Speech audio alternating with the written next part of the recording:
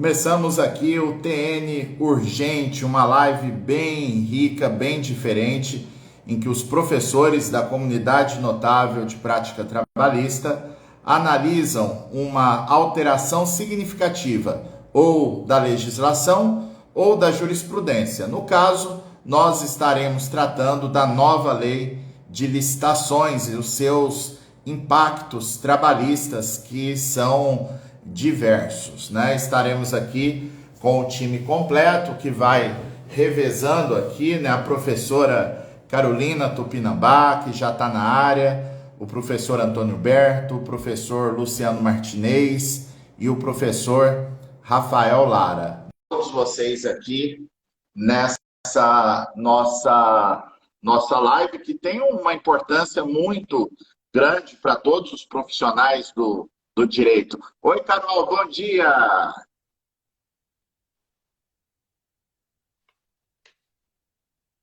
Oi, Carol. Olá. Estou ouvindo. Olá, meus amigos, tudo bem? Sábado de aleluia aí, estamos juntos, prazer. Guardando o resto do time, como é que é? O Luciano já Vamos esperar o pessoal chegar pelo menos mais um, né, para a gente não falar, para não reclamarem depois que a gente está fazendo coisa escondida, Carol. Mas avisando para o pessoal que vai tentar subir a live depois para o canal do YouTube, Fabiana, é isso? Exatamente. Ô, Rafael, bom dia. Bom dia, notáveis! Bom dia, Carol, minha parceira, companheira de live querida do meu coração. Fabiano, que me desculpe, mas a Carol é a minha number one. Perdi meu parceiro. Tudo bem, né, Rafael? Tudo bom, graças a Deus, tudo bem. Bom demais. Deixa eu só ver se o Antônio Carol, Berto... fala alguma coisa aí, porque parece que o pessoal tá falando que seu áudio tá baixo, eu tô achando que tá mesmo. Eu achei. Tá baixo? Deixa eu aumentar aqui, peraí, calma. Tá no máximo. Será que é pra eu tirar? Você tá de microfone? Eu tô com esse bagulho aqui, que a minha irmã que me deu. É a primeira vez que eu uso, tá errado? Então vou tirar, né? Não sei. Porque pra você está Às vezes melhora, tem hora que o Tira, microfone... vamos ver. Tira, vamos ver como é que fica.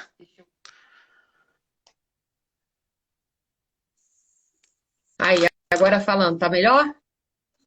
Muito melhor, muito melhor. Melhorou bastante. Deu certo.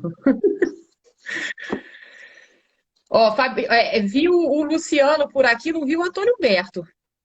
Eu chamei o Antônio Berto, não sei se ele viu aí o chamado. Mas acho que podemos começar, né, pessoal? Bom dia a todos, né, nesse sábado. Vamos esperar um pouquinho. Fabiano, vamos esperar um pouquinho. Acho que o pessoal está chegando, a audiência tá chegando, o pessoal que a gente chamou no WhatsApp também. Enquanto isso, o Antônio Humberto chega e a gente começa...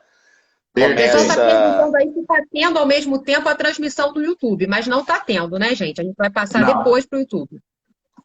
Eu vou, inclusive, abrir uma transmissão agora no YouTube, só para deixar lá o aviso para o pessoal que a gente está aqui no WhatsApp, que aí fica mais seguro. E quem for lá acaba achando a gente aqui.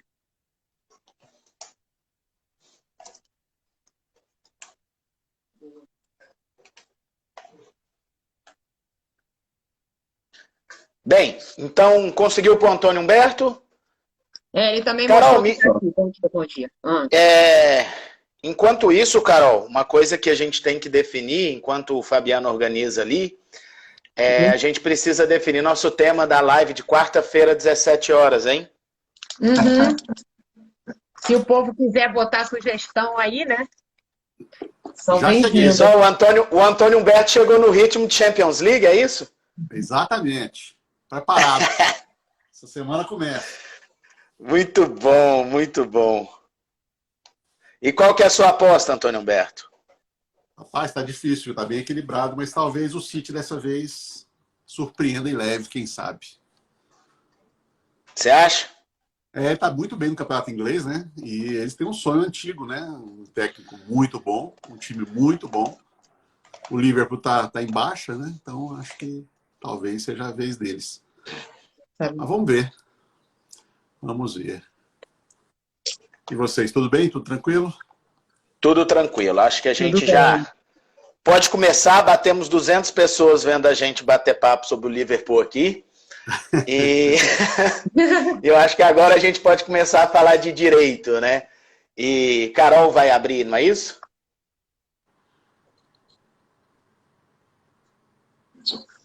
Eu vou só fazer uma breve introdução para os nossos amigos, lembrando a importância desse assunto, né? A lei de licitação anterior, ela é de 1994, agora nós instauramos um novo regime jurídico das terceirizações em atividade pública, né, para os entes da administração pública.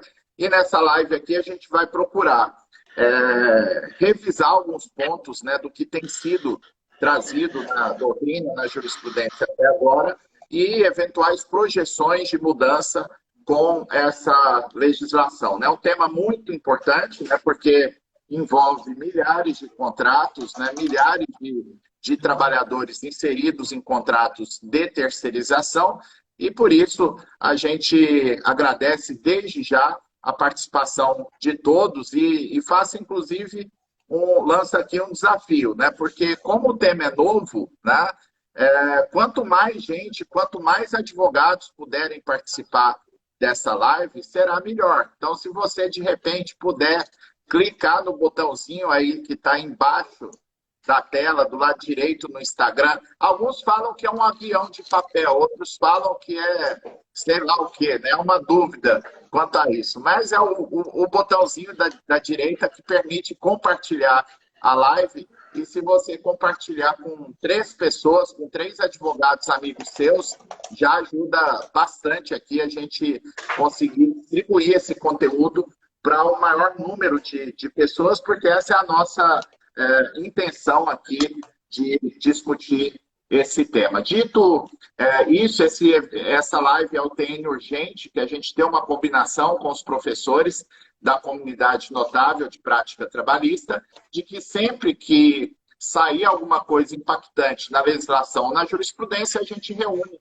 numa live para poder analisar para os nossos alunos, para os nossos seguidores. Tá? E quem compartilhar com os 3 amigos, escreve aí que compartilhou para a gente poder agradecer vocês. A nossa apresentadora oficial do evento, a Carolina Tupinambá, está então com a palavra. Pronto, muito bom dia, muito obrigada, Fabiano, os meninos notáveis do meu Brasil. E prazer a gente estar aqui nesse sábado de aleluia para falar dessa nova lei. São as primeiras impressões. Aqui a gente não pretende, né, fechar nada, justamente para compartilhar com as pessoas uma possibilidade de troca de ideias e, enfim, de tantas divergências que hão de surgir com essa nova legislação, com quase 100 artigos, né, que muda tudo. Na verdade, a gente, em geral, as faculdades de Direito têm pelo menos um semestre inteiro dedicado à antiga Lei 8666, e a gente passa a trazer um novo modelo, quer dizer, totalmente inusitado em relação ao que a gente tinha no passado, realmente trazendo praticamente um novo código, né, de direito administrativo para os operadores de direito público, mas com muitas incidências importantes, com muitas repercussões importantes no mundo do trabalho. E aí, me coube aqui, meus amigos, nós vamos tentar passar um pano em cima, um sobrevoo por toda essa nova legislação, mas me coube especificamente trazer a questão da vigência da Lei 14.133, de 2021, e por que esse tema poderia ser só, olha, está vigente, a vacácio legis, tudo bem. Mas justamente por isso, porque a engenharia da vigência está completamente diferente do que nós estamos acostumados. Eu queria só abordar 5 pontos de destaque em relação à vigência. O primeiro deles é que a grande inovação, a ausência de previsão dava caso legis para essa legislação. Então, o artigo 194 da nova lei de licitações, ela traz que essa nova lei ela vai entrar em vigor imediato, né? O que, de certa forma, traz um pouco, decepciona a expectativa do artigo 1º da lei de introdução das normas de direito brasileiro, né? Que fala do prazo de 45 dias de vacatio legis para as pessoas compreenderem, para as pessoas se adaptarem. E essa lei foge, né, dessa regra geral e traz uma vigência imediata, ou seja, a partir do primeiro dia útil após a sua publicação, que foi em 1º de abril de 2021. Então, esse é o primeiro destaque. Nós não temos a previsão de vacatio legis. Segundo destaque é a convivência de regimes, né? Então, o que acontece? Os artigos 191, 192 e 193, que vão falar da vigência, vão trazer um regime jurídico completamente diferenciado. Ou seja, um regime de test drive, né? A gente tem expressamente a lei prevendo que a Lei 8666 e a Lei 10.520 e que a lei, que fala do pregão, lembram? E a Lei 12.462, que fala do regime diferenciado de contratações públicas, elas vão continuar vigentes até o prazo de 2 anos. Isso para quê, imagino eu? Para a gente poder pensar em adaptação dos servidores, qualificação dos servidores, né? Adaptação dos contratos, enfim, toda a velocidade, a máquina que a administração pública demanda. Então, o administrador, nos próximos 2 anos, ele vai ter 3 opções de contratação. Ele pode contratar pelo regime novo, ele pode manter a contratação pelo regime antigo, e ele também pode alternar, ou seja, algumas contratações pelo regime novo e algumas contratações pelo regime antigo. É uma solução que não é de todo inédita, porque quando a gente lembra da lei das estatais, a Lei 13.303, os senhores vão de lembrar que no finalzinho dela, o artigo 90 e alguma coisa lá, falava da possibilidade, aliás, do prazo de 24 meses para as estatais, para as empresas públicas e sociedades de economias mistas, alterarem, fazer as adaptações necessárias. Eu lembro muito que o pessoal deixou meio que para as últimas 24 horas. A diferença é que agora o legislador, na verdade, ele não previu uma questão de que só daqui a 2 anos vai vigorar essa nova lei. Na verdade, ele está falando assim, nos próximos 2 anos, o administrador vai escolher. Eu tenho para mim que a administração é aquele jeitão meio inerte de atuação jurídica, né? Mais conservador, mais temeroso, é muito capaz de, a grande maioria dos contratos continuarem pelos próximos 2 anos. O que causa regulamentados pela Lei 8666. O que causa uma situação que é o terceiro ponto que eu gostaria de falar. Então, o primeiro ponto, não tem vacatio. O segundo ponto, existe a possibilidade de regime híbrido. O terceiro ponto que eu queria destacar com os senhores é justamente o seguinte, do respeito da observância ao ato jurídico perfeito. Por quê? Porque o 190 vai falar assim, gente, quem está com o contrato assinado vai seguir no mesmo regime que escolheu. Então, o edital tem que estar bem claro. Eu estou na Lei 8666, eu estou na Lei 14.133. A questão é que está claro. A gente não pode, a gente está acostumado com isso, né? A gente não pode aquela teoria atomista. Peguei um bocadinho daqui, peguei outro bocadinho dali. Ali não. A gente tem que ou só numa lei ou só na outra. E o edital deixar claro. Agora, a questão é que se a gente põe na ponta do papel... Deu uma travadinha aqui para mim, mas está tudo certo? Está tudo certo. O que a gente bota na ponta do papel é que se a galera escolher o regime antigo nos próximos 2 anos, olha que maluquice. Eu abri o edital e a data de corte pela jurisprudência mais recente do TCU tem sido a publicação do edital de licitação. Essa é a data. Então, vamos dizer, a gente publicou daqui a um ano, 364 dias, uma licitação pelo regime antigo, da Lei 8666. Daí, se está no regime antigo, olha que maluquice. Pelo artigo 57, o contrato vai sair pela Lei 8666, ok. Pelo artigo 57 da Lei 866, eu posso prorrogar por 60 meses. Bom, ainda numa situação de excepcionalidade, eu posso meter mais 12 meses. né, por alguma razão jurídica excepcional. Então, eu fiz as minhas contas aqui, eu estou achando que a gente ainda vai ter contrato da Lei 8666 vigente, válido, até 2029, porque eu botei os 60 meses, quer dizer, no último ano desses 2 anos, eu publiquei um edital optando pela lei velha. Coloquei mais, quando eu fiz o contrato, eu coloquei hipótese de prorrogação, eu usei os 60 meses e depois, alguma excepcionalidade, eu ainda posso usar os 12 meses. Ou seja, eu estou falando de uma possibilidade de um contrato na lei antiga, na lei 8666, até 2029. Bom, as licitações que estão em curso não precisam ser desfeitas de forma nenhuma, né? E essa é a ideia do respeito ao ato jurídico perfeito.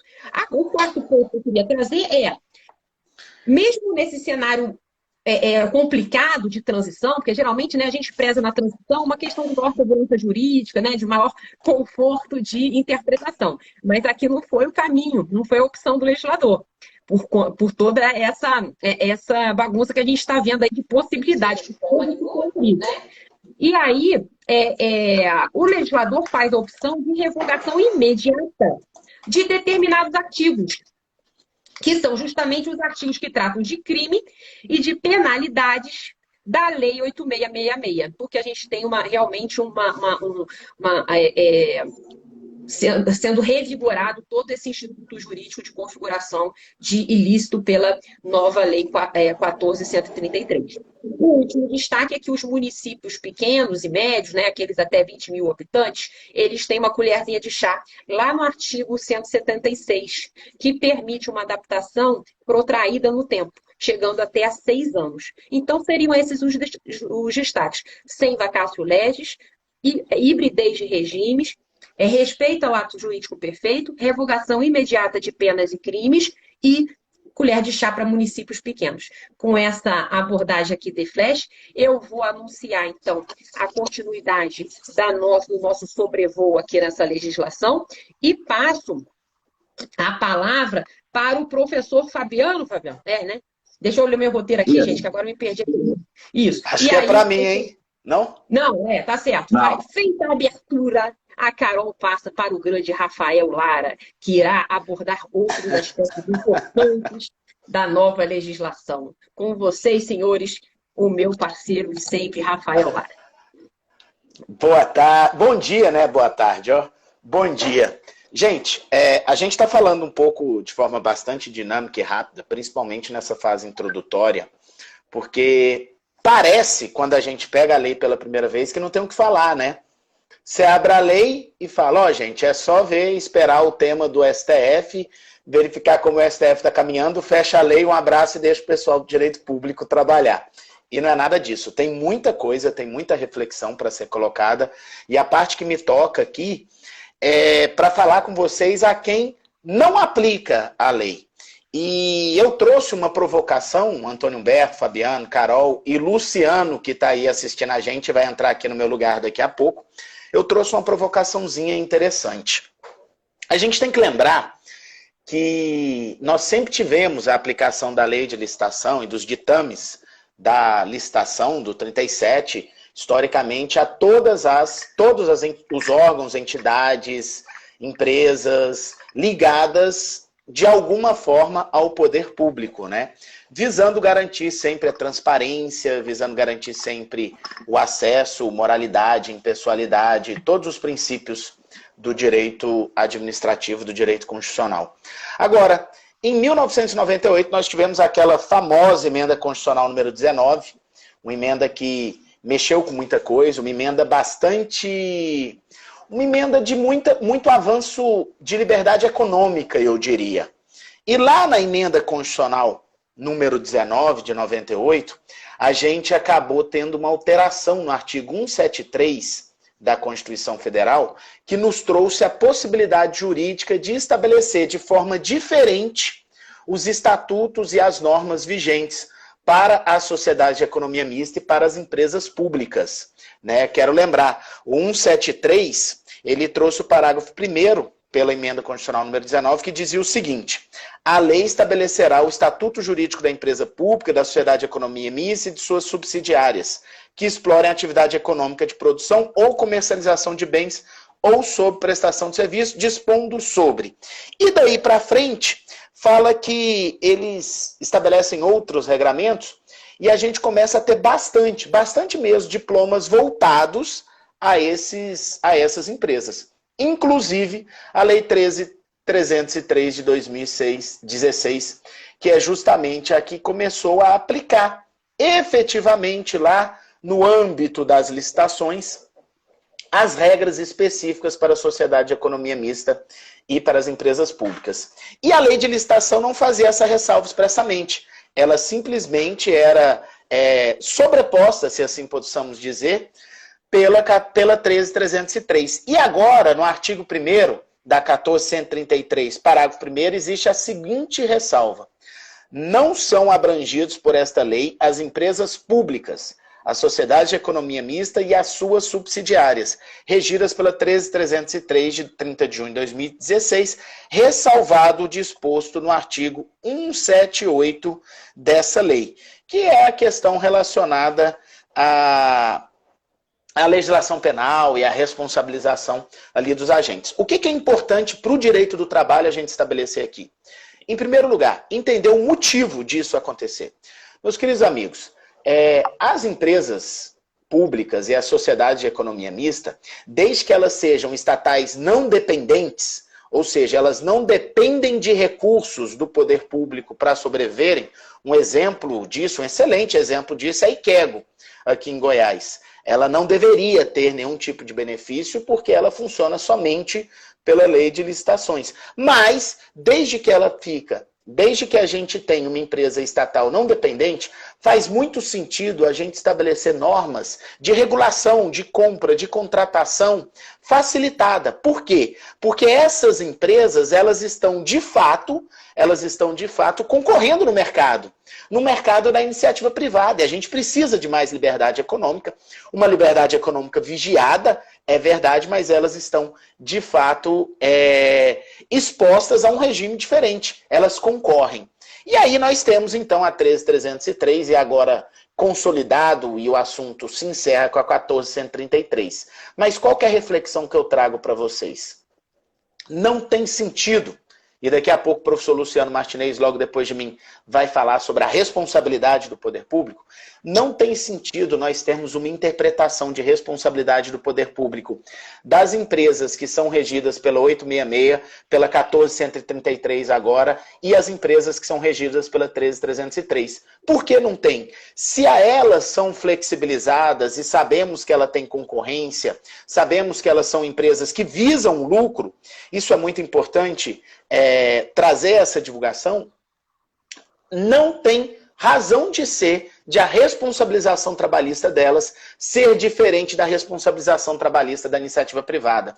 Então, o ideal é que nós tivéssemos uma interpretação conforme, essa é a provocação que eu trago aqui para o Antônio Humberto, para o Fabiano, para o Luciano, para a Carol, uma interpretação conforme da Constituição Federal, atribuindo às empresas públicas e à sociedade de economia mista uma responsabilização equivalente à responsabilização das empresas da iniciativa privada. Ainda que nós tenhamos a previsão específica a respeito da responsabilização pela contratação e por vigiar, o culpa em eligendo, culpa em vigilando do direito público relacionado a essas empresas. Então são temas que a gente vai enfrentar daqui para frente, vai ter um pouco mais de tempo agora para tratar das responsabilizações. Quero dar um salve para o meu oráculo de direito público, o Rafael Arruda, que eu estou vendo que está aí na live. Mais uma vez, Carol, tive que me socorrer ao Rafael, liguei para ele para trocar uma ideia a respeito, né, dos temas e conversamos bastante sobre isso. E dá para desenvolver um raciocínio de interpretação conforme muito interessante. Eu quero agradecer. Lembrando que a live com o Rafael está salva no perfil Trabalho Notáveis, né, que foi sobre justamente a lei que a gente falou na quarta passada. E ele deu maior ajuda também. Talvez essa quarta, Rafael, a gente chame ele de novo. Pronto. Olha só, pessoal. Obrigado. Eu vou dar licença aqui para o professor Luciano entrar até o Instagram atender as nossas exigências de que o Instagram tem que receber 5. Porque os notáveis são 5. E isso é uma injustiça com os notáveis a gente poder falar só 3. Brincadeiras, meus amigos. Um grande abraço para todo mundo. Vou continuar acompanhando vocês aqui, perturbando pelo chat quando necessário. Como o Luciano já é o próximo, eu já vou sair rápido para ele entrar, tá bom? Eu sou o próximo. Ah, não, então tá. Então vou ouvir um pouquinho do Fabiano e já saio depois. Isso. Isso. Nós vamos passar. A ideia agora é que o professor Fabiano faça uma apresentação geral. Qual que vai ser a sequência? Só para a gente organizar, né? E aí depois vamos passar para o professor Antônio Berto, não é isso, chefe? É isso, né? Vamos passar aqui para o professor Antônio Berto, que vai apresentar a evolução jurisprudencial, e depois, sim, o professor Luciano, tá certo? Então, com a palavra, o professor Fabiano. Professor Fabiano, não, já fixou. Não, porque tá então, vocês estão vendo que toda hora tá trocando aqui o tema fixado? Eu troco porque o que acontece, Carol? O pessoal manda as mensagens tão carinhosas aqui que é legal a gente fixar também e vai revezando. Mas agora está o tema da live, vamos deixar um tempinho. Tá ótimo. Valeu, tá muito legal. E obrigada pelas mensagens.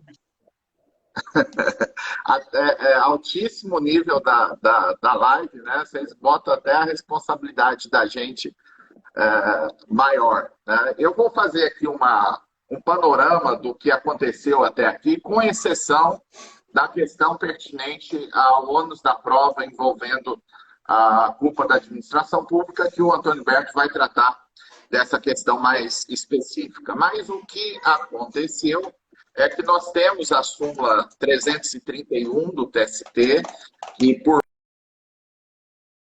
a gente poder nos nortear acerca da terceirização no país, porque não tinha lei, a gente foi ter uma efetiva regulamentação da terceirização agora, em 2017, com a reforma trabalhista. E até então, o que nós tínhamos era a súmula 331, que objetivamente fixava a responsabilidade de todo e qualquer tomador de serviço pelo mero fato de ter terceirizado a mão de obra. Então, nós tínhamos uma situação na súmula 331 de responsabilidade objetiva, né? E nessa perspectiva, terceirizou, vai responder. Em 94, nós tivemos a lei de terceirização e o TST, na súmula 331, quis fazer referência expressa à lei de terceirização, justamente porque o legislador constou no artigo 71 que a responsabilidade seria exclusiva da empresa contratada, né? Que a empresa, o tomador de serviço integrante da administração pública não responderia nas hipóteses de... Está difícil chamar o Luciano aqui.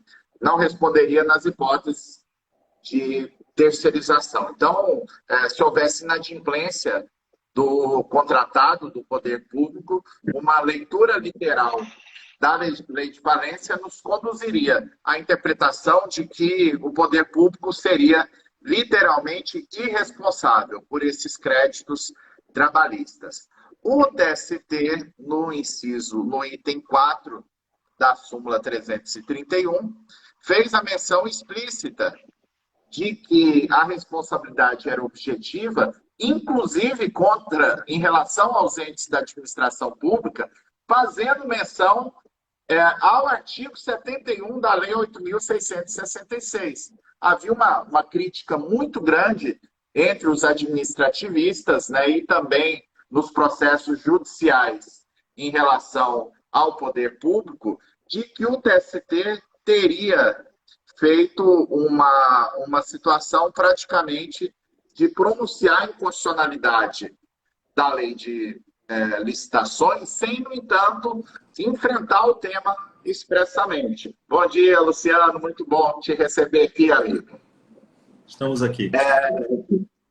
E realmente, né, se a gente pensar, o Tribunal Superior do Trabalho, na súmula 331, teria sido conveniente que tivesse sido um pouco mais eloquente, ainda que uma súmula deve expressar uma tese sem uma preocupação maior de explicação, nesse caso específico pegou mal, tanto que o tema 246, né, que foi o maior tema em número de processos sobrestados até hoje na Justiça do Trabalho, que diz respeito à responsabilidade da administração pública em caso de inadimplência do contratante.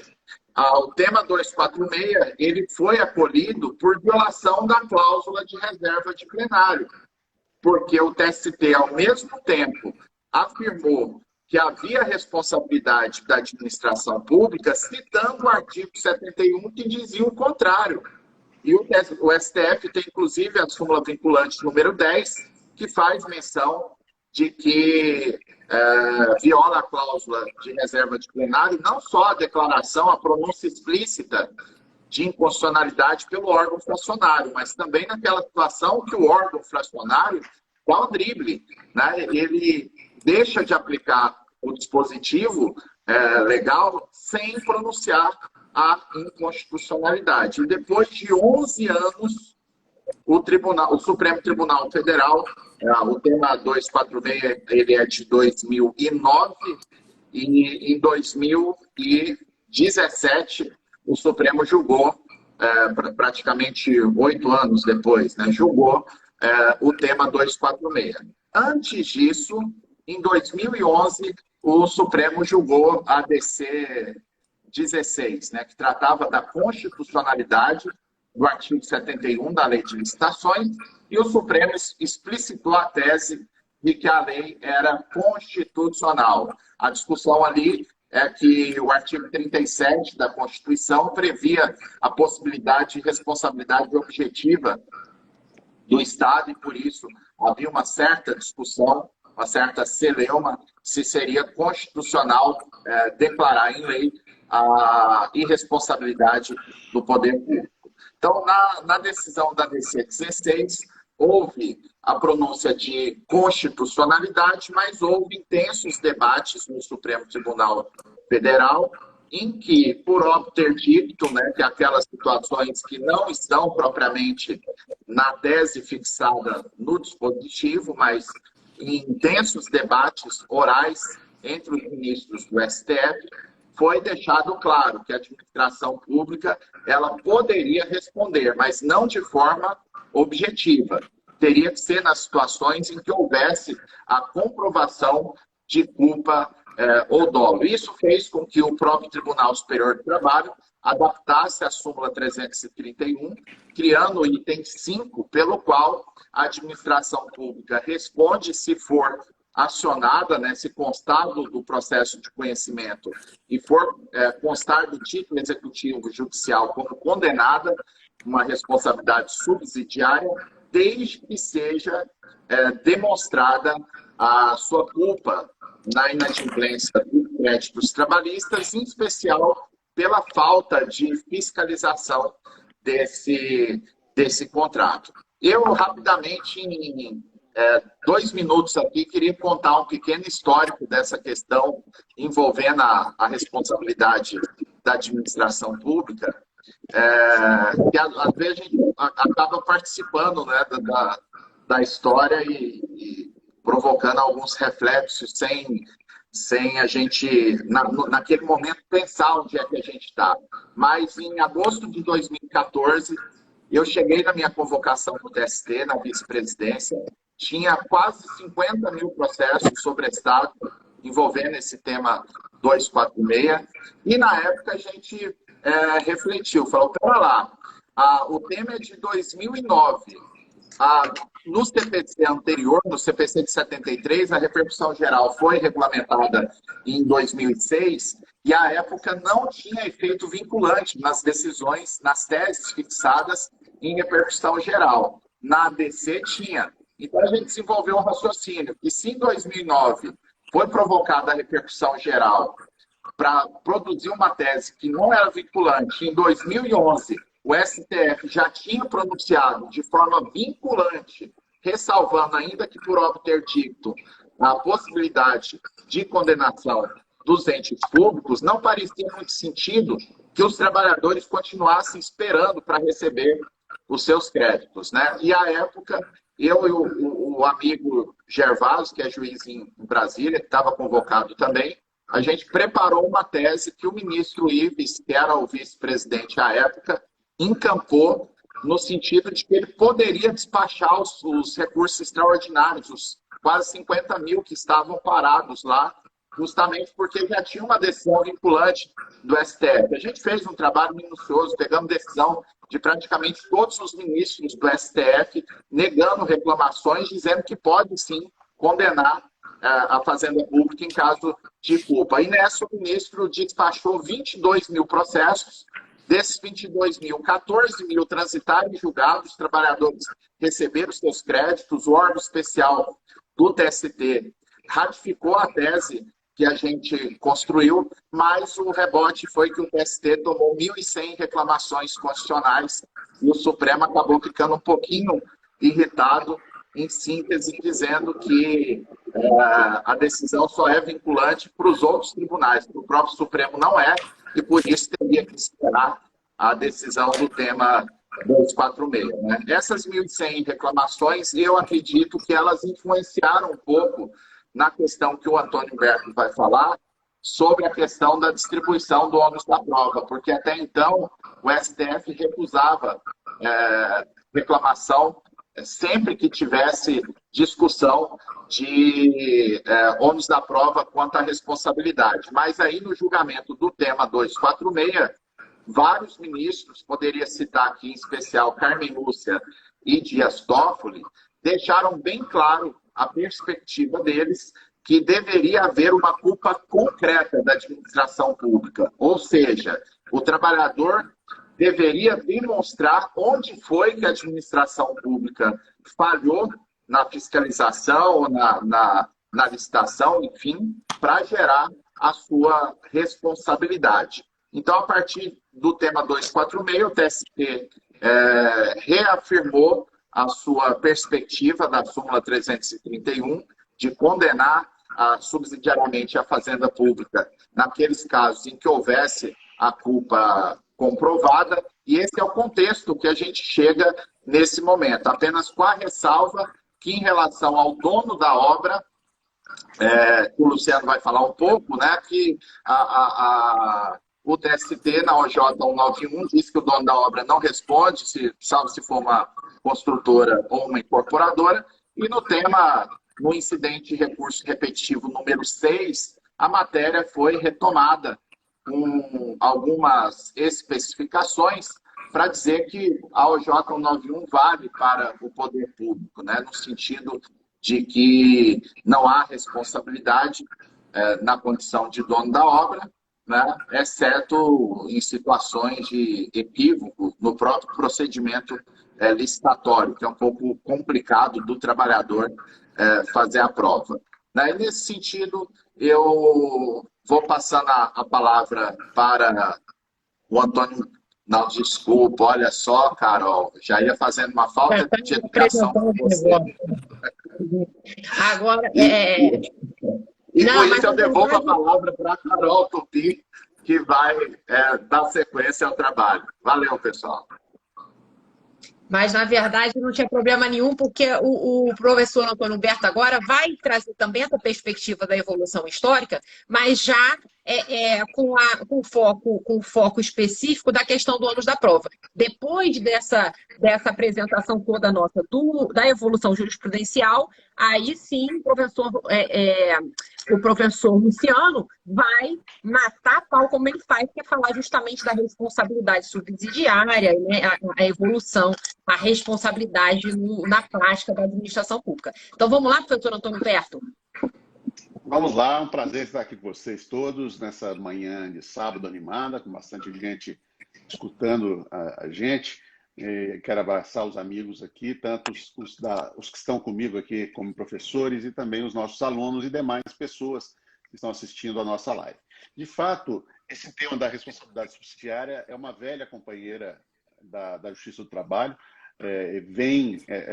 vejam vocês a coincidência, né, que o Fabiano pontuou, que o TST estava fazendo a revisão da súmula 256, que era uma súmula extremamente restritiva quanto à terceirização, quando veio a Lei 866, em 1993, e acabou editando a súmula 331, que é, na verdade, o pano de fundo de todas essas discussões desde então, e que permeiam, né, a própria jurisprudência do STF, como o Fabiano falou.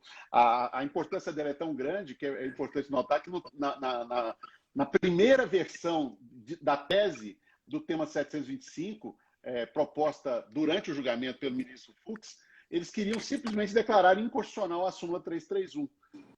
Só que houve uma observação de que ela tratava de outros temas e que isso geraria uma série de problemas de ordem prática, e foi aí que o Supremo, então, retomou e passou a enunciar simplesmente a possibilidade da terceirização ampla, sem prejuízo da responsabilidade subsidiária. E durante todo esse tempo, é evidente que, principalmente a partir da ADC 16 de 2011, que estabeleceu a responsabilidade subjetiva da administração pública, criando assim uma dicotomia nesse sistema de responsabilidade subsidiária dos tomadores, que será objetiva quando o tomador integrar a iniciativa privada e subjetiva quando integrar a administração pública. Nós temos essa discussão em torno do ônus da prova quanto à culpa da administração, ou a existência ou inexistência da fiscalização da administração pública. Eu, particularmente, sempre compreendi que essa questão poderia ser resolvida tranquilamente pelo viés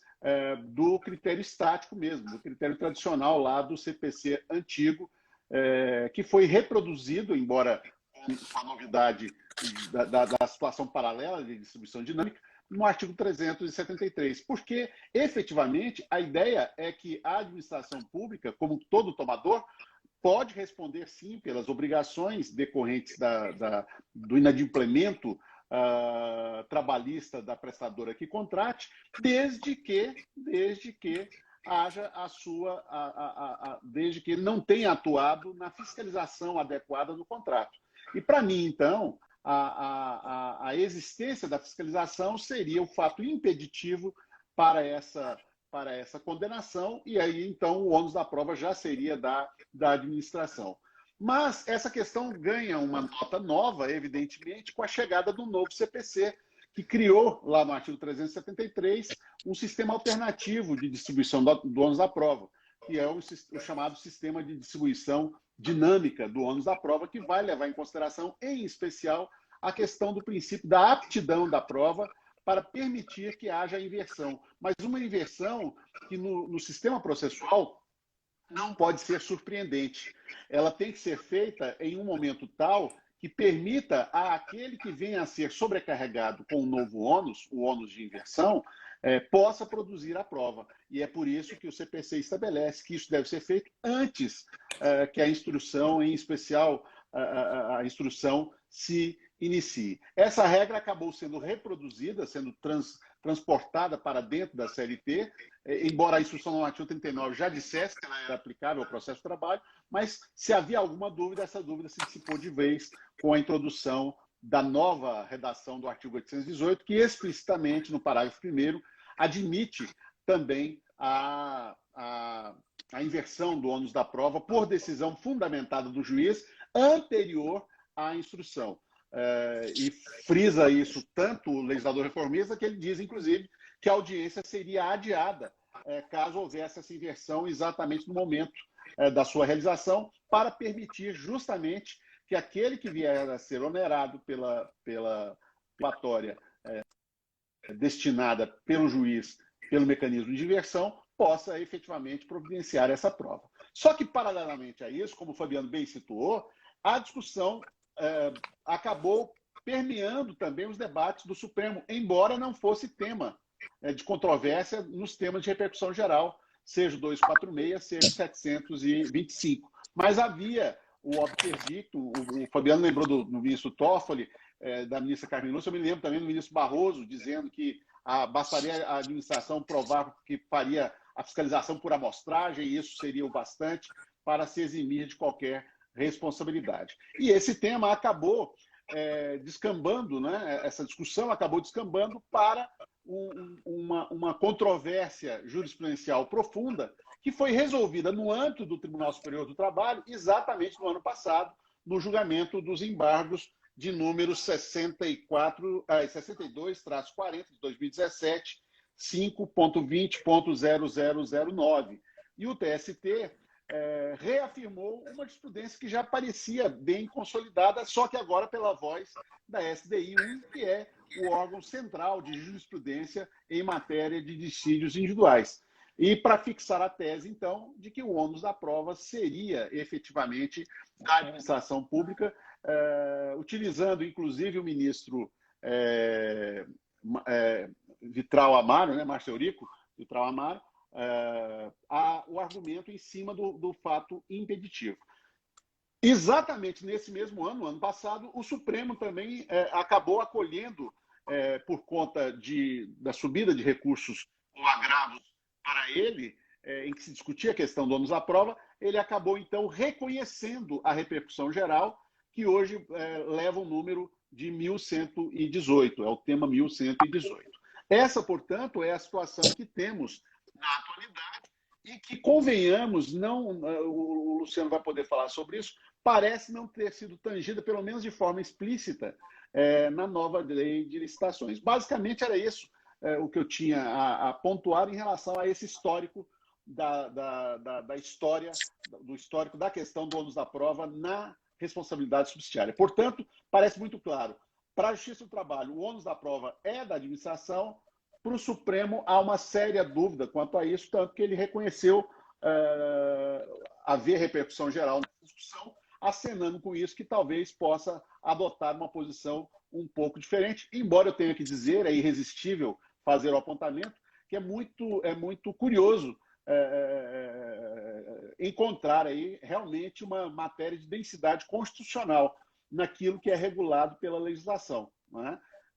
Principalmente a questão do ônus da prova, que efetivamente me parece que é um desdobramento, claro, do acesso à justiça, do direito ao contraditório, do direito à isonomia, mas talvez a inversão do ônus ou a distribuição estática não esteja realmente exatamente assentada no texto constitucional, e é por isso que vamos ter que aguardar aí ansiosamente a resposta que o Supremo vai dar no mérito dessa questão do tema 1118, para que ele firme a tese, né? Se realmente é uma questão apenas de não poder impor de forma estática ou genérica, e deixando para cada caso a observância ou não da inversão do ônus da prova, a depender de decisão fundamentada, das circunstâncias do caso concreto, mas o certo é que, efetivamente, o princípio da aptidão da prova deixa uma impressão muito forte, né, no sentido da dificuldade de se admitir que se empurre para as costas do trabalhador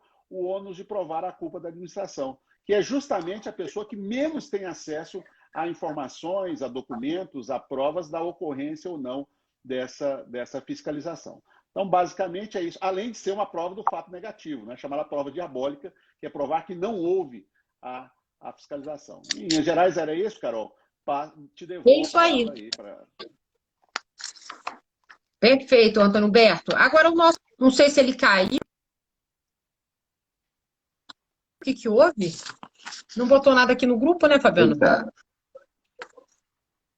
Deixa eu ver aqui. Eu estou botando ele de volta. Eu cochilei aqui, desculpem. Vamos ver se deu certo. Caí sim. Caí, me machuquei todo. Estou de volta. Então vai lá, Fabiano. Luciano, contigo. Ô, minha gente, muito bom. Deixa eu ver aqui, muito bom dia. É com satisfação que eu estou aqui nesse evento maravilhoso, essa live que trata sobre um tema do momento. Toda vez que surge uma legislação nova, vai surgir um monte de dúvidas sobre um monte de coisas, e isso é muito bom, porque agita, né, o direito e faz com que a gente comece a pensar em novas alternativas. Eu fiquei bem impressionado com a legislação.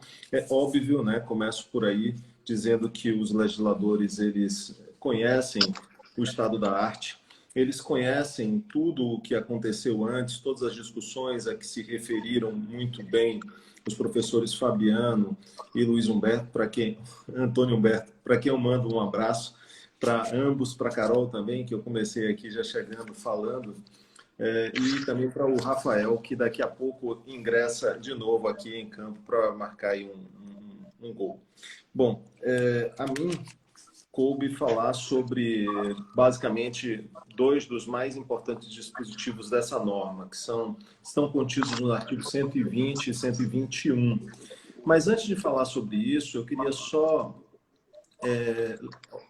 fazer referência a algumas particularidades que essa norma tem.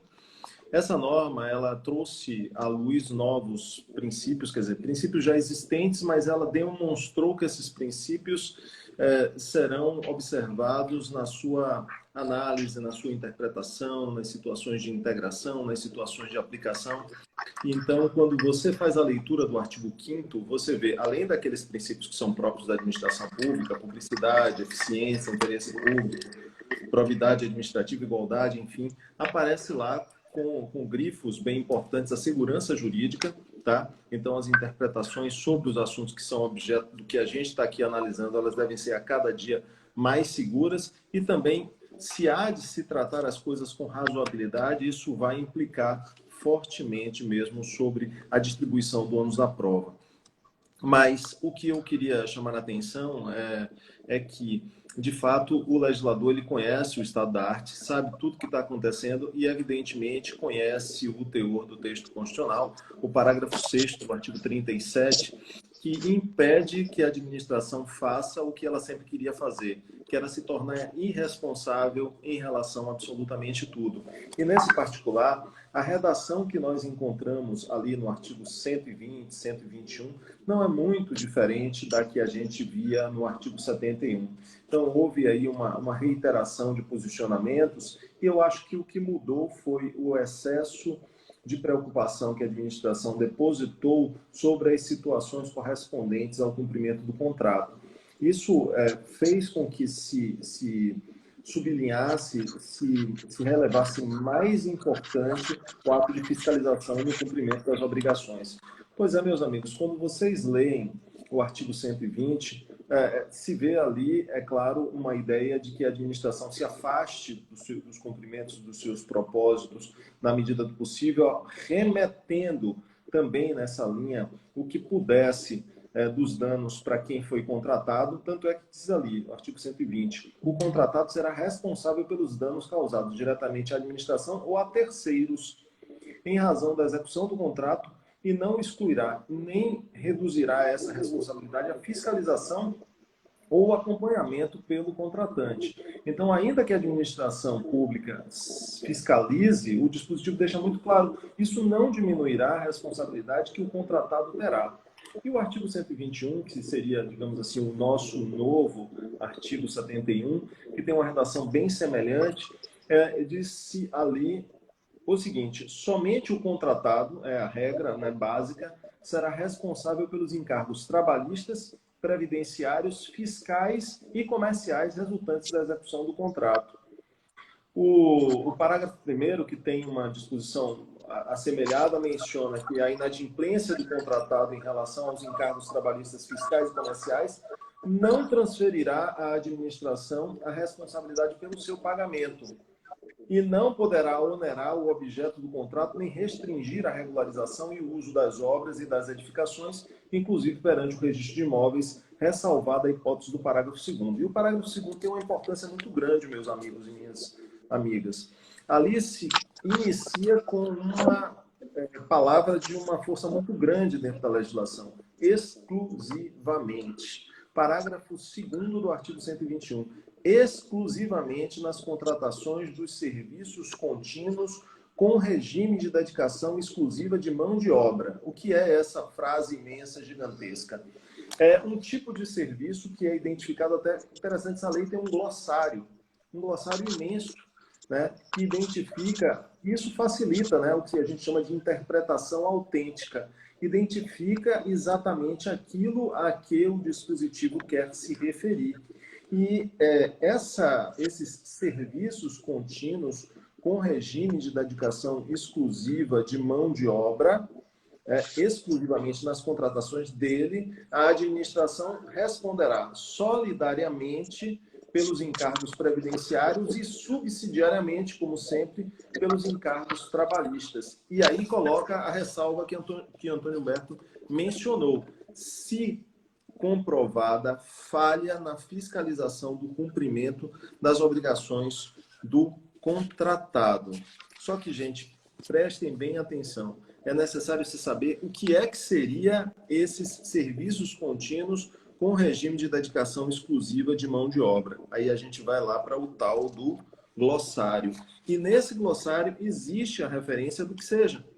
Está lá, diz que os serviços contínuos com regime de dedicação exclusiva de mão de obra são aqueles cujo modelo de execução contratual exige, entre outros requisitos, que aí aparecem 3 alíneas que vão ser a causa principal de grande parte das discussões residentes sobre a restrição da responsabilidade subsidiária, pois estes seriam os contratos, né, os modelos de execução contratual que exigissem que os empregados do contratado ficassem à disposição das dependências do contratante. Esse talvez seja o mais importante elemento. E de resto, que o contratado não compartilhe os recursos humanos e materiais disponíveis de uma contratação para execução simultânea de outros contratos. E terceiro, que o contratado possibilite a fiscalização pelo contratante, distribuição, controle e supervisão dos recursos humanos. Então, de uma certa forma, nós vamos ter novos temas para se debruçar em relação à responsabilidade por conta disso. Agora, a lei, e ela pensou, o legislador pensou muito na administração pública, como, aliás, acontece muito frequentemente, e por isso dotou especialmente e potentemente, poderia até dizer, a administração pública de meios de fiscalização e de meios de garantia.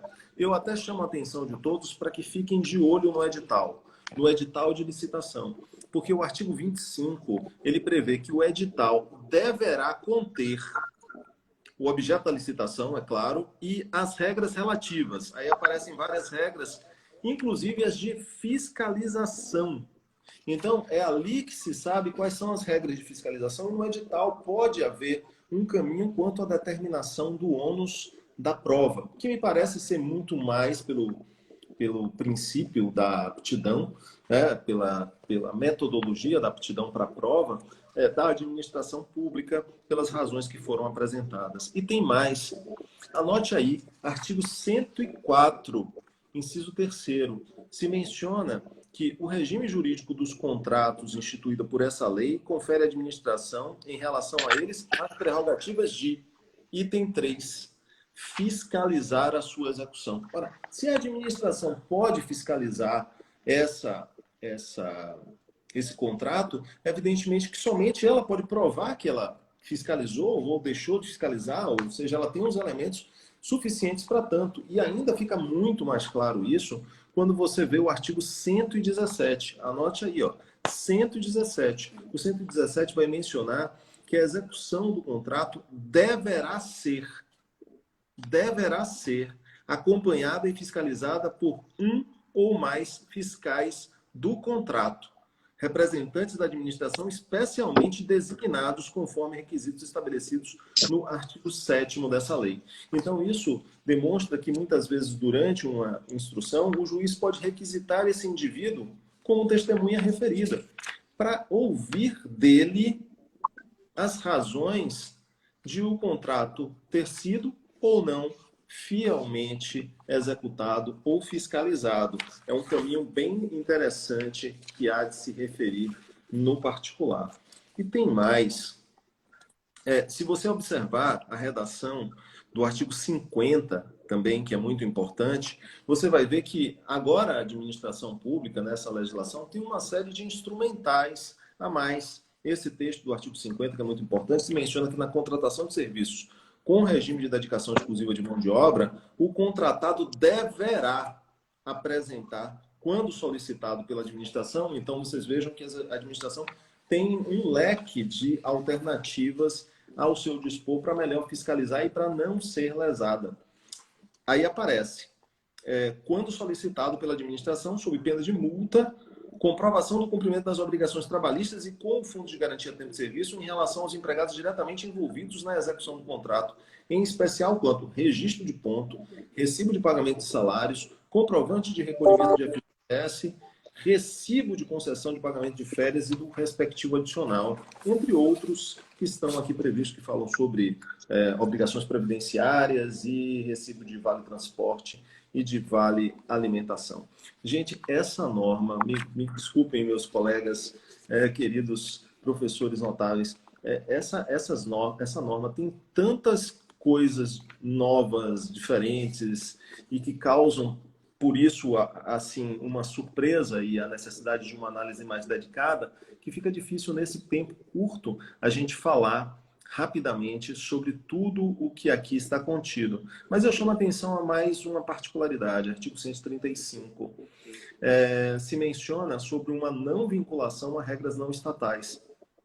Se diz ali, no artigo 135, que os preços dos contratos para serviços contínuos, com regime de dedicação exclusiva de mão de obra, esse mesmo que a gente tinha falado aqui, eles serão repactuados para manutenção do equilíbrio financeiro mediante demonstração analítica da variação dos custos com data vinculada. Mas tem um detalhe no parágrafo 1º que é relevante. A administração não se vinculará às disposições contidas em acordos, convenções ou dissídios coletivos de trabalho que tratem de matéria não trabalhista e que tratem de pagamento de participação em lucros e resultados, tá? Ou ainda que estabeleçam direitos que não estejam previstos em lei. Isso vai produzir muita consequência interpretativa, nós temos muita coisa para ver.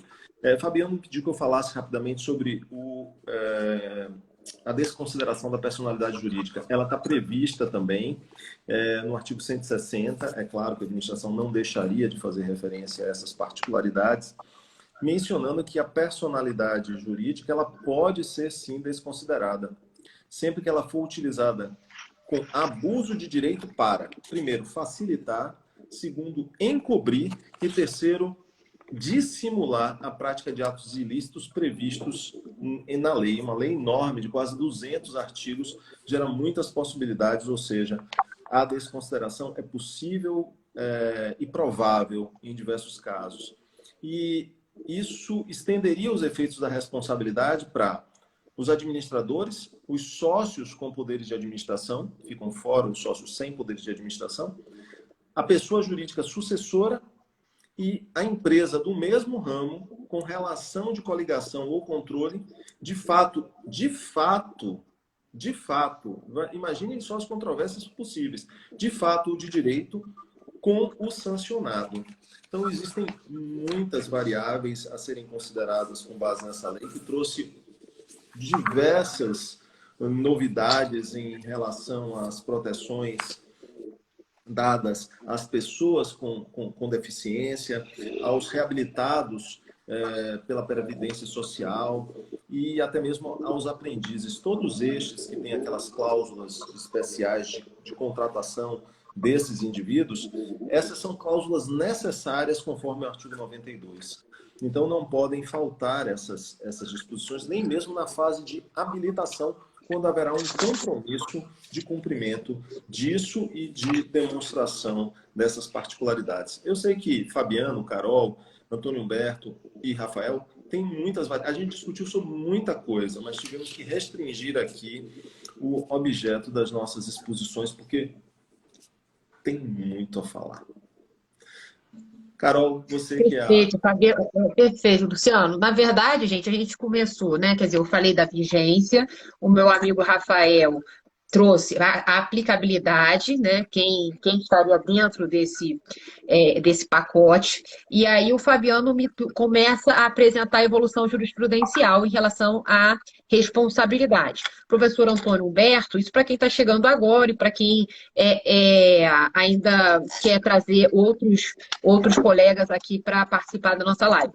O professor Antônio Humberto deu a sequência trazendo só a questão da jurisprudência no que tange o ônus da prova, né, dessa responsabilidade. E agora o professor Fabiano, o professor Luciano, trouxe a regra geral da responsabilidade da administração pública e a dinâmica de interação da administração com o contratado, principalmente em relação às questões trabalhistas. Já puxou um ponto da questão da desconsideração da personalidade jurídica, porque agora seria realmente, né, traçada essa questão, traçado esse panorama geral, a gente poderia abrir agora questões pontuais que a lei traz e que podem interessar a seara trabalhista particularmente. Então, eu faço destaque também, junto com o que o professor Luciano trouxe,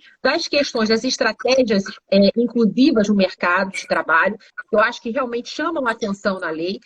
Em diversos pontos, né, professor Luciano, a lei trata da questão do deficiente físico, dos reabilitados. Ela vai falar isso lá no artigo 62.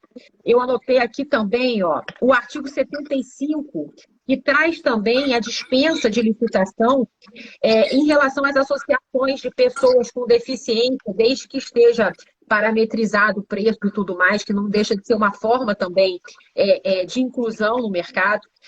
A questão da observância obrigatória das cotas, que isso a gente deixa bem claro no artigo 92, cotas para deficientes e cotas para reabilitados da Previdência Social.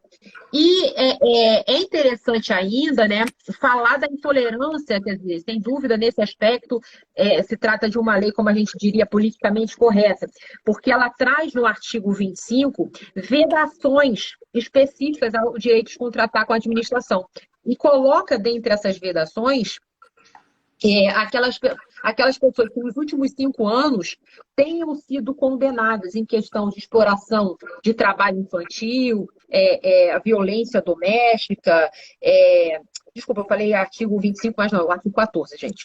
O artigo 14. E aí fala que não pode disputar a licitação essas pessoas que tenham nesse histórico, por exemplo, exploração de regimes análogos à escravidão.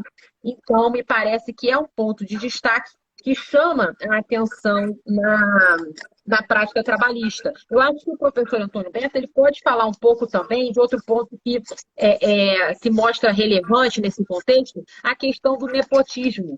Né, professor? Quer trazer alguma questão?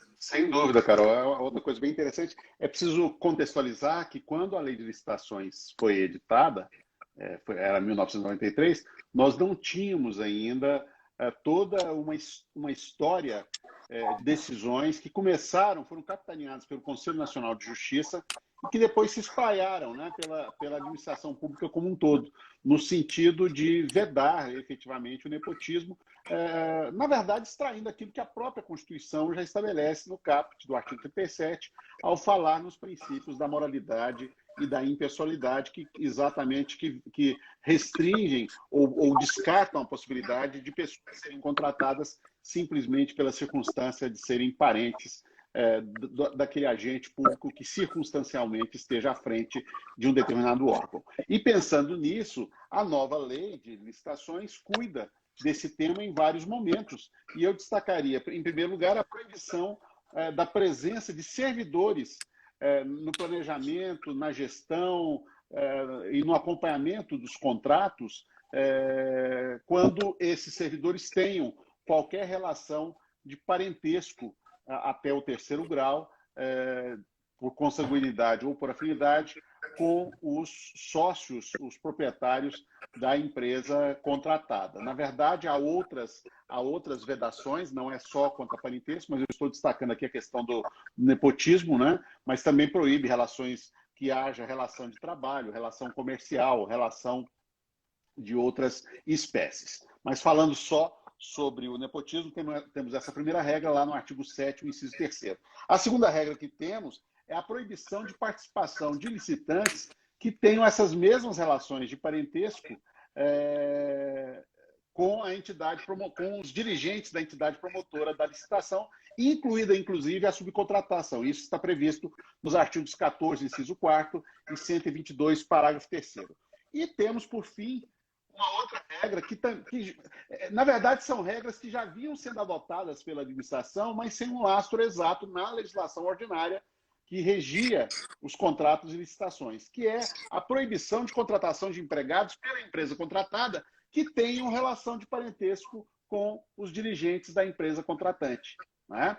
E aqui vai surgir, provavelmente, uma questão interessante, que é como vamos qualificar esse contrato. Né? Essa proibição está lá no artigo 48, parágrafo único. O empregado deve ser prejudicado em relação a isso, quer dizer, esse contrato seria um contrato nulo? Não me parece que seja um contrato nulo. A proibição se dirige à figura do empregador e não à figura do empregado. E assim, me parece que, quando muito, chegaríamos aí a uma hipótese, quando muito, de uma situação de trabalho proibido e não de trabalho nulo, o que significa dizer que todas as consequências jurídicas da contratação em relação ao empregado, né, devem ser preservadas. E aí a questão deve ser resolvida no nível de punição, eventual rescisão contratual, aplicação de multas e tudo mais, até a glosa dos valores pagos a esse título, né, a título de remuneração desse trabalhador parente, em prol da administração pública. Mas, sem dúvida nenhuma, é um claro sinal de que o legislador se preocupou com essa questão de não permitir que a licitação seja uma forma indireta de burlar a regra de universalidade de acesso dos empregos públicos e cargos públicos à prévia aprovação em concurso. Né? Ou seja, ter uma expansão, ainda mais agora, que, segundo o Supremo Tribunal Federal, essa terceirização pode se dar em qualquer área, né, de atuação da contratante. Isso é um prato cheio, né? A possibilidade de contratação de parentes é um prato cheio para procurar driblar a norma de concurso público. É por isso que essas normas, me parecem, são muito bem-vindas, mas provavelmente teremos aí um questionamento a fazer quando essa norma vier a ser descumprida quanto à situação desse contrato de trabalho do parente do dirigente da empresa contratante. Vai ser um efeito prático importante. Eu acho que outro destaque, meus amigos, que a gente poderia trazer também, aí às vezes até talvez retornando, será que o Rafael está falando aqui que está passeando pela praça com a cachorrinha dele? Será que ele volta? Eu acho que ainda poderíamos abordar a questão do equilíbrio econômico-financeiro. E outro ponto, né, que o professor Fabiano ainda poderia destacar, e ele poderia já pegar a palavra, da questão da nossa Convenção 94, da OIT. Quer falar, Fabiano? Quero.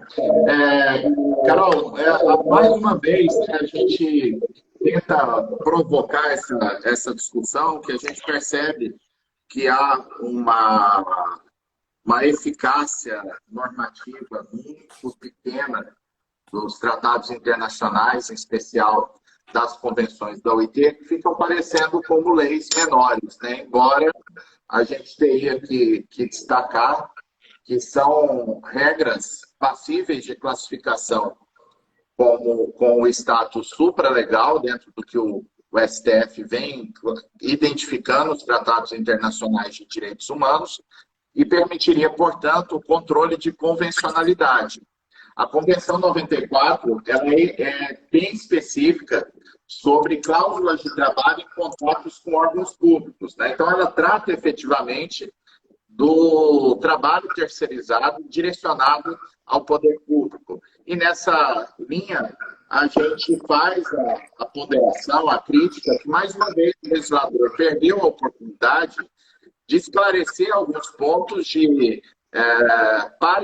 fazer o pareamento, né, da própria legislação ordinária com a Convenção 94 da OIT. Quando saiu a reforma trabalhista em 2017, um dos temas que nos causou grande polêmica é se a mudança lá nas regras de terceirização seriam aplicáveis à administração pública, né? E agora, de novo, isso poderia ter sido um pronunciamento mais contundente por parte do legislador, né? Já que a lei 13.467, naquilo que ela mudou a 6.019, não faz referência em momento algum ao poder público. E a gente percebe que aqui na Convenção 94, a gente tem elementos importantes. É uma convenção que foi ratificada pelo Brasil, está em pleno vigor, e essa convenção ela traz alguns pontos interessantes, porque, por exemplo,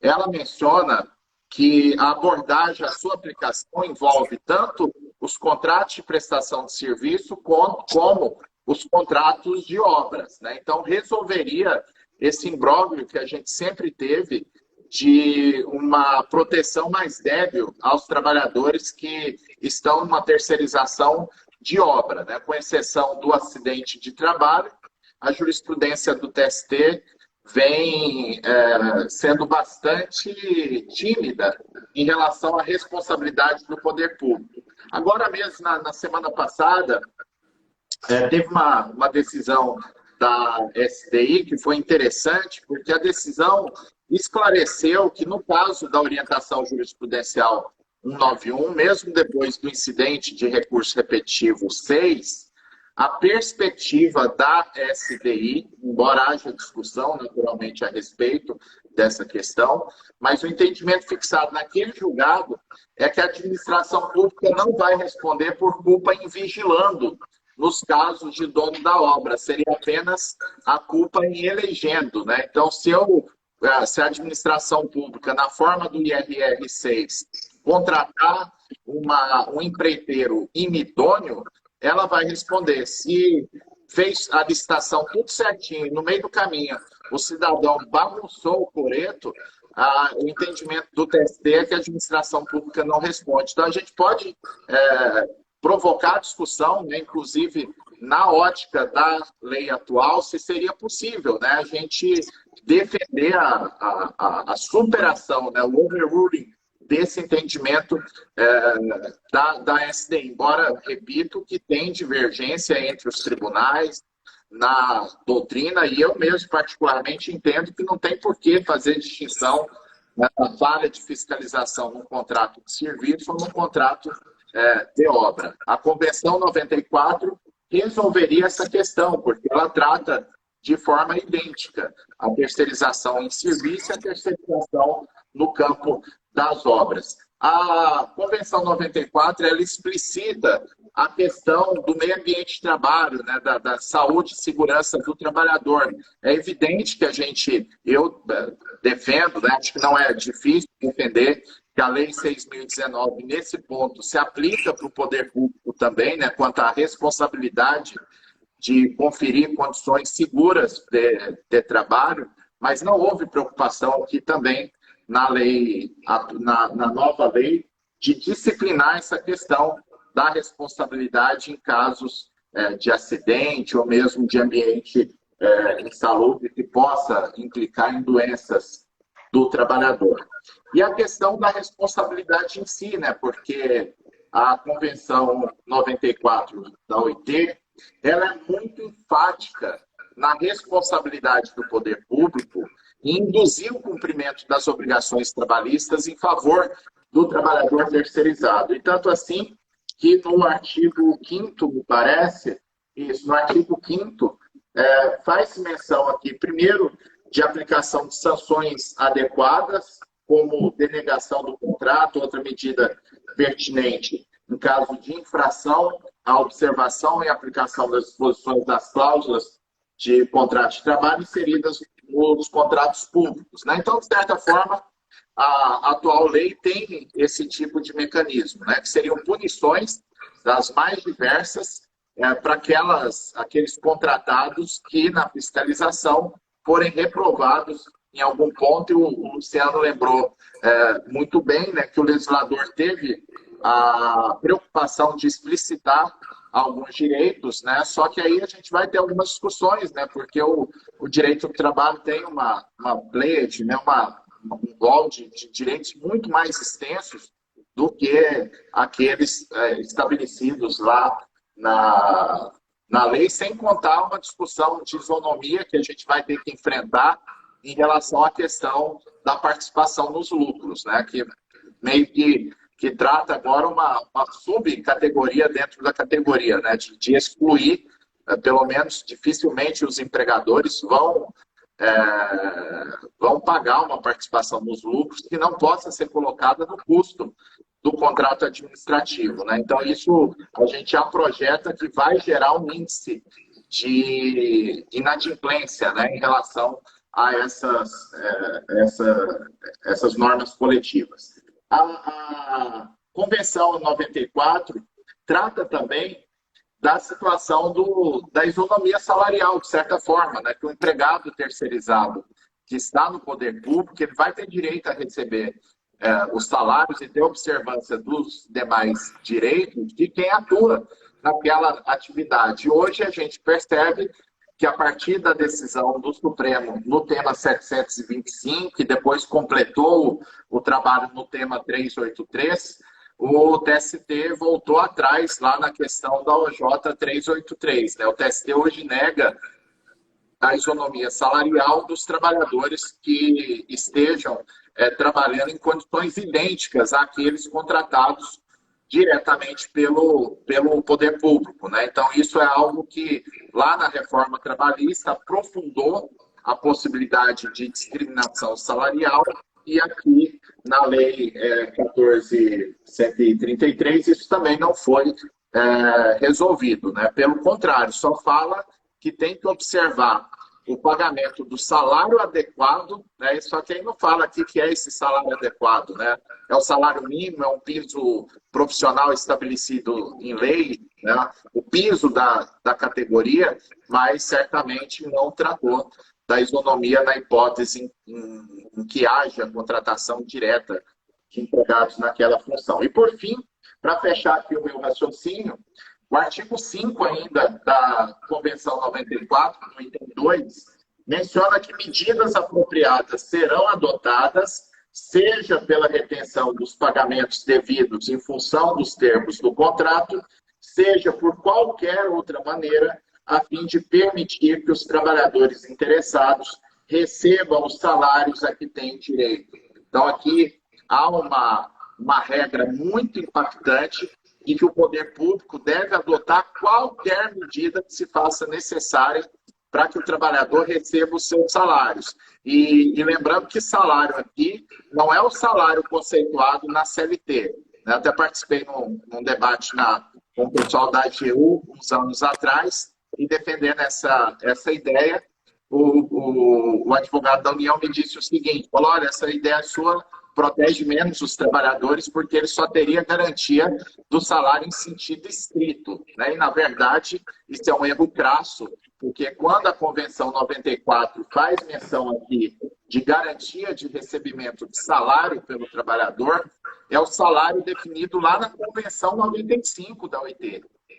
O salário é toda a parcela, todo o valor pecuniário devido pela prestação de serviço, né? Devido em razão do contrato de trabalho. Então, qualquer direito de expressão pecuniária estaria abarcado aqui na Convenção 94 da OIT. Então, é só essa minha... Eu explicito aqui que me parece que o controle de convencionalidade pode ser feito, né, para a gente poder ajustar a interpretação, mas eu confesso que não acredito muito que esse controle de convencionalidade, para melhorar a interpretação em favor do trabalhador, vá vingar, porque a gente já tem diversos anos de experiência. Essa Convenção 94 ela foi ratificada na década de 90, de 70, melhor dizendo, e ela nunca entrou em qualquer discussão que seja de fixação de verbete, de tese pelo TST, ou mesmo pelo STF, e por isso pode até ser, né, que com o trabalho dos advogados de invocarem essa convenção para que a gente tenha a matéria pré-questionada, para que seja analisada como norma jurídica nos tribunais superiores, mas hoje eu não vejo a mínima esperança de abordagem dessa questão nos tribunais superiores. E com isso, agradeço a todos pela atenção e devolvo para a Carol. Muito bom, professor. Realmente, essa questão da convencionalidade, ela fica muito a desejar. Agora está dando um retorno aqui no meu tom, mas acho que está certo.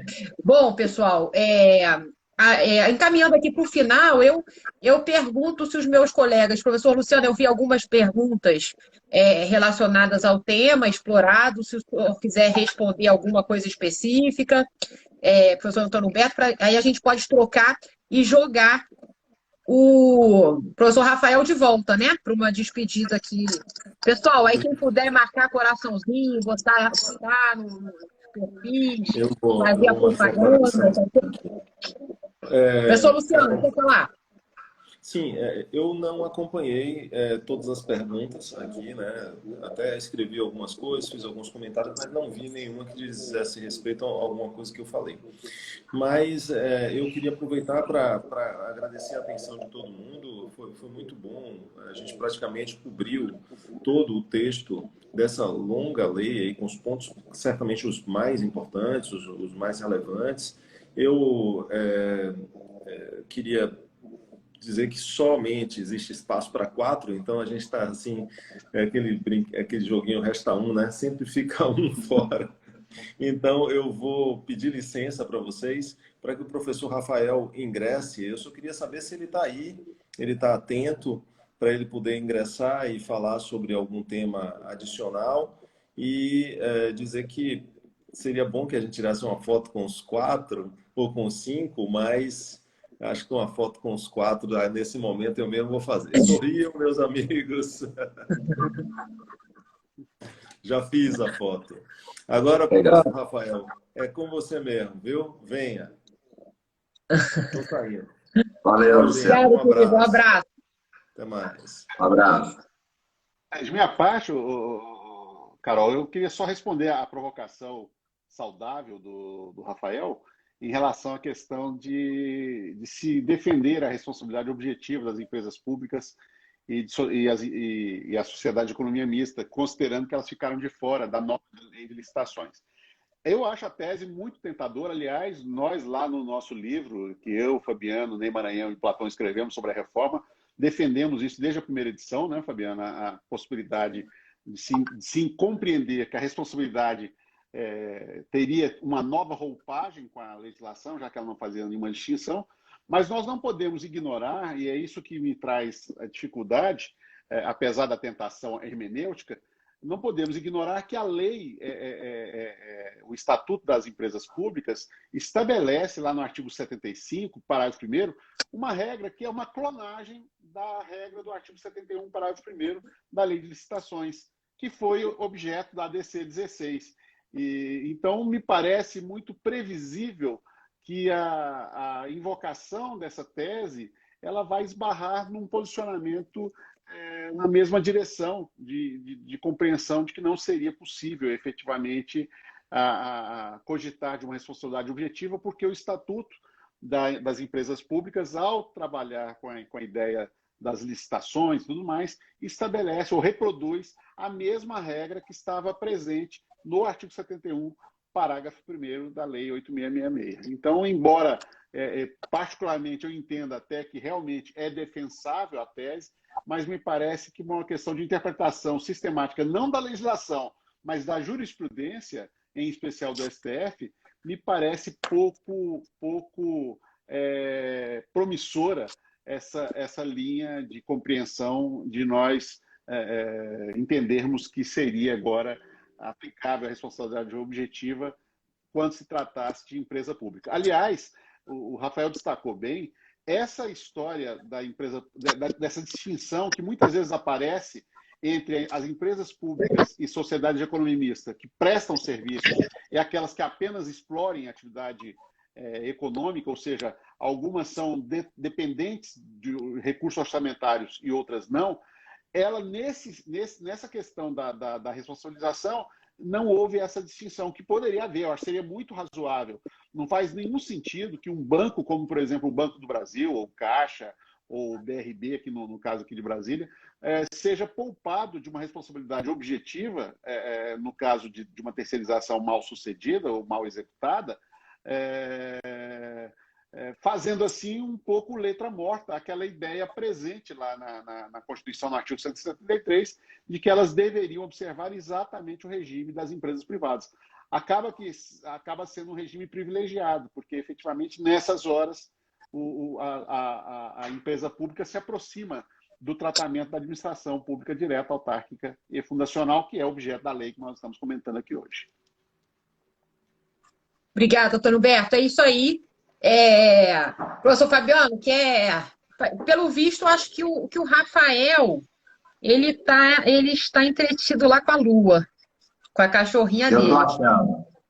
Eu tô achando porque... Eu mandei mensagem para ele pelo WhatsApp e ele não me respondeu, então eu tô achando que ele está offline mesmo. Eu mandei um áudio com latido.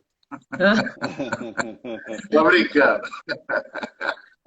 Mas só para fazer a consideração final mesmo, Carol, agradecer todos os amigos que aqui estiveram.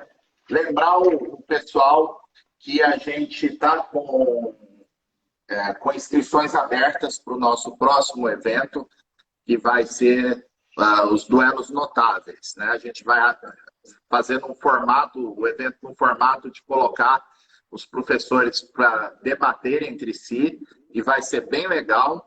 E aí eu queria lembrar o pessoal que nos segue, o pessoal que está aqui na live, que na antiguidade, né, há 2 séculos atrás, todo duelo que se prezava tinha que ter testemunhas, né? Então a gente convida vocês para testemunharem os duelos e ainda de brinde vão levar muito conhecimento, que a gente está mapeando muitas questões bem atuais, bem polêmicas hoje, para poder passar para vocês aquele tipo de conteúdo que imediatamente vocês já estarão usando nos escritórios de vocês, ou até na advocacia, né? Porque a gente começou a mapear o nosso público e a gente percebeu que uma parte expressiva dos advogados que nos seguem não estão em escritório, né? Estão advogando de forma autônoma. Então, mais um motivo para convidá-los para participar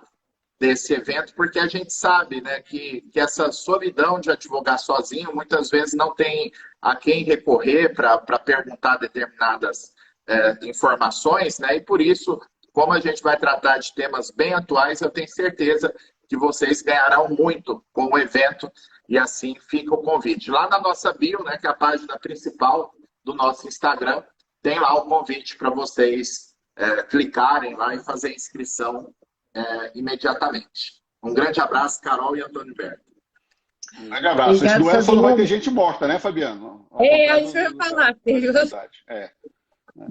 Como é que falou que se você fosse terminar falando que todo duelo que se preze sai com um morto. Mas não é o caso.